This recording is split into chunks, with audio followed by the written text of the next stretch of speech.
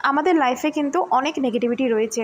আপনারই কাছের কোনো বান্ধবী বা কাছের কোনো বন্ধু বা কাছেরই কোনো আত্মীয়স্বজন বা বাড়ির পাশের একদম পাড়া প্রতিবেশী, তারা কিন্তু হিংসা করে অনেক নিচে নামতে পারে।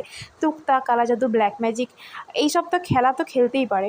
আর পেটে ওষুধ চালনা করা এইসব তো মানুষ করতেই পারে। মানে মানুষ হিংসা করে এতটা নিচে নামতে পারে, ভাবা যায় না, ভাবা যায় না। আমি নিজে এটার ভুক্তভোগী।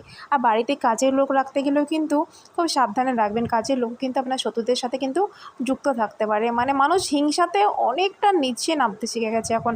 আপনি হয়তো পড়াশোনায় ভালো, আপনি হয়তো দেখতে সুন্দরী, বা আপনি হয়তো ভালো চাকরি করেন, বা আপনি হয়তো ভালো ইনকাম করেন, বা আপনার ফ্যামিলি ব্যাকগ্রাউন্ড খুব ভালো, বা আপনার হয়তো খুব সম্পর্ক খুব ভালো, বা আপনার খুব ভালো একটা মানুষ আপনার লাইফে আছে, তো সেইগুলো নিয়েই হিংসা শুরু হয়। এবং মানুষ ভাবে কী করে তাকে তার চোখের জল ফেলানো যায়, কী করে তাকে লাইফে সবথেকে চরম মুহূর্তে যেন আনা যায়, কী করে তার মুখ থেকে হাসি কাড়া যায়। তো মানুষ হিংসার বশবর্তী হয়ে অনেক খারাপ কাজ করতে পারে। তো এই জন্যে কিন্তু আমাদের কোনো একটা মন্দির বা কোনো পবিত্র জায়গায় কিন্তু যাওয়া উচিত, এবং কোনো ধর্মীয় গুরু বা জ্যোতিষতান্ত্রিকের সাথেও কিন্তু কনসাল্ট করা উচিত। আর নিজেকে কিন্তু সবথেকে বড় একটা পয়েন্ট হলো, সেটা নিজেকে কিন্তু স্পিরিচুয়াল দিক থেকে অনেক স্ট্রং করতে হবে। স্পিরিচুয়াল অ্যাওয়ারনেস, স্পিরিচুয়াল গ্রোথ কিন্তু নিজের ভেতর আনতে হবে। হর হর মহাদেব, জয় মা পার্বতী, জয় সর্বশক্তিমান ঈশ্বরে জয়। আমাকে কিন্তু আপনারা সবাই প্রার্থনায় মনে রাখবেন আর আশীর্বাদ করবেন। ভালো থাকবেন।